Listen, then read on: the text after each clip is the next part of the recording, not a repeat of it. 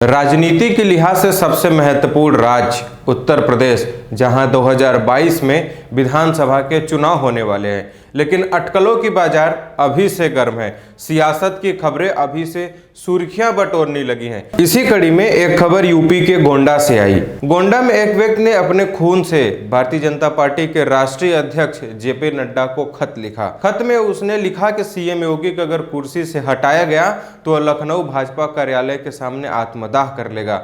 बड़ी चुनौतियों के साथ अपने खून से यह खत लिख के वो जेपी नड्डा को भेज दिया। उस व्यक्ति के चिट्ठी के बाद से सवाल यह उठने लगा कि आखिर मुख्यमंत्री योगी आदित्यनाथ के कुर्सी को लेकर इस व्यक्ति ने ऐसा खत, वो भी जेपी नड्डा को, क्यों लिखा। तो आइए जानते हैं कि आखिर पूरा मामला है क्या, व्यक्ति ने चिट्ठी क्यों लिखा और इस समय चिट्ठी लिखने के पीछे का सबसे बड़ा कारण क्या है।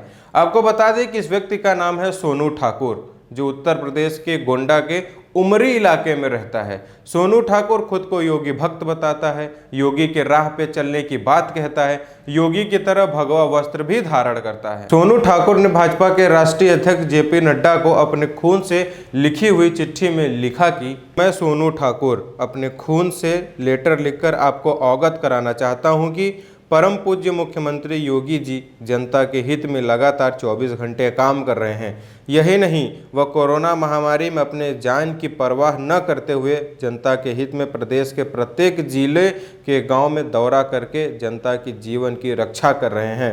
पार्टी के अंदर आंतरिक रूप से प्रदेश स्तर पर कुछ भाजपा नेता योगी जी को मुख्यमंत्री के पद से हटाना चाहते हैं। अतः आपसे निवेदन है कि मैं बीजेपी का एक बूथ स्तर का कार्यकर्ता हूं और अगर योगी जी को मुख्यमंत्री पद से हटाया जाता है तो मैं विधानसभा लखनऊ भाजपा कार्यालय के सामने आत्मदाह कर लूंगा। इसकी जिम्मेवारी यूपी के कुछ भाजपा नेताओं की होगी। इस रक्त भरी चिट्ठी में सोनू ठाकुर का प्रेम भी झलकता है तो कहीं न कहीं उसके दुख भी पता चलता है। वो सीधा जेपी नड्डा को लिखी इस चिट्ठी में साफ स्पष्ट कहता है कि अगर सीएम योगी को हटाया गया उनके पद से तो वो आत्मदाह कर लेगा, यानी सुसाइड कर लेगा। अब सवाल उठता है, क्या सोनू ठाकुर पहली बार ऐसा कर रहा है? तो इसका जवाब है नहीं। जब उत्तर प्रदेश के मुख्यमंत्री योगी आदित्यनाथ ने मुख्यमंत्री पद की कमान संभाली थी, उसी समय सोनू ठाकुर एक बार सुर्खियों में आया था। सोनू ठाकुर सुर्खियों में इसलिए आया था क्योंकि उसने योगी की पूरी चालीसा लिख डाली थी। आपको याद होगा कि 2017 में जब उत्तर प्रदेश के मुख्यमंत्री योगी आदित्यनाथ ने अपने मुख्यमंत्री पद की कमान संभाली थी, उस समय सोनू ठाकुर नामक व्यक्ति की खूब चर्चा थी। चर्चा इसलिए थी क्योंकि सोनू ठाकुर मुख्यमंत्री योगी आदित्यनाथ को भगवान मानने लगा था। जिस तरह लोग भगवान की पूजा अर्चना प्रार्थना आरती करते हैं, उसी तरह से सोनू ठाकुर भी योगी आदित्यनाथ की प्रतिमा को मंदिर में स्थापित कर रोज पूजा करता था, आरती करता था। योगी आदित्यनाथ की पूरी आरती लिख डाली थी और साथ में ही वो गौरक्षा भी करता था और लोगों को भी ऐसे काम करने के लिए प्रेरित करता था। और लगातार ये योगी आदित्यनाथ से प्रेरित होकर आज भी भगवा धारण करके लोगों के बीच भगवा वस्त्र में ही जाता है। उत्तर प्रदेश में ऐसी दीवानगी सिर्फ एक सोनू ठाकुर में ही नहीं बल्कि तमाम लोगों में है। 2017 में जब मुख्यमंत्री योगी आदित्यनाथ ने अपने पद की कमान नहीं संभाली थी, उसके पहले ही एक खबर आई थी कि एक व्यक्ति टावर पे चढ़ गया था। जब उससे पूछा गया कि आपने टावर पे क्यों चढ़ा है, तो उसने साफ जवाब दिया कि उत्तर प्रदेश का मुख्यमंत्री योगी आदित्यनाथ को बनाया जाए, जिसके कुछ ही दिनों बाद मुख्यमंत्री योगी आदित्यनाथ ने अपने पद की कमान संभाल ली। तो अगर इस तरह से देखा जाए तो उत्तर प्रदेश में तमाम ऐसे योगी समर्थक और योगी भक्त हैं जो योगी को ही उत्तर प्रदेश का मुख्यमंत्री देखना चाहते हैं। अब सवाल यह उठता है कि आखिर सोनू ठाकुर ने जेपी नड्डा को यह खत लिखा क्यों? सोनू ठाकुर के मन में यह डर कैसे सताया कि मुख्यमंत्री को भी कुर्सी से हटाया जा सकता है? आपको बता दें कि उत्तर प्रदेश की सियासत को लेकर अटकलों की बाजार गर्म है। बीते 23 मई यानी रविवार के दिन ही प्रधानमंत्री नरेंद्र मोदी, अमित शाह, जेपी नड्डा, सुनील बंसल, दत्तात्रेय होसबोले समेत कई आला कमान के साथ बीजेपी की मीटिंग हुई थी। उसके बाद दत्तात्रेय होसबोले 2 दिनों के लिए लखनऊ दौरे पर थे।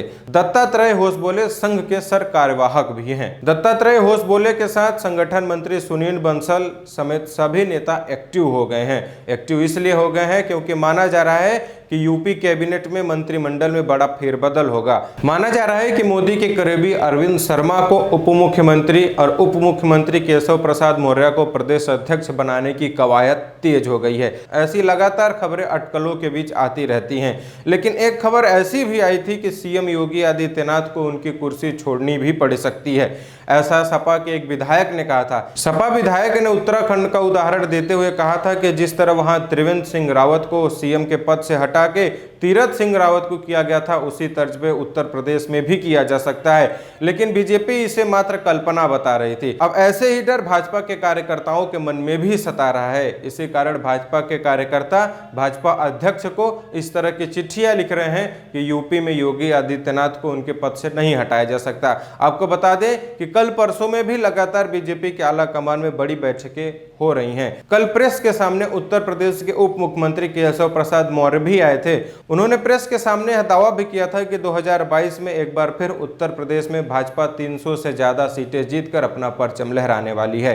अब ये तो आगे ही पता चलेगा और भविष्य की बात है कि 2022 में उत्तर प्रदेश में क्या होने वाला है, लेकिन इस बात को कोई मात्र कल्पना नहीं बता सकता कि उत्तर प्रदेश के मंत्रिमंडल में बड़ा फेरबदल होने वाला है। जिस तरह से लगातार बैठकें हो रही हैं, आला कमान भी बैठकें में हिस्सा ले रही हैं, सांसदों विधायकों से भी लगातार मीटिंग की जा रही है, उससे तो यह बात स्पष्ट है कि उत्तर प्रदेश में मंत्रिमंडल में बड़ा फेरबदल होने वाला है। और इसी अटकलों और कवायद के साथ लगातार लोगों के बीच में यह खबरें भी फैल के आ रही हैं कि उत्तर प्रदेश के मुख्यमंत्री की कुर्सी पर भी शायद खतरा है।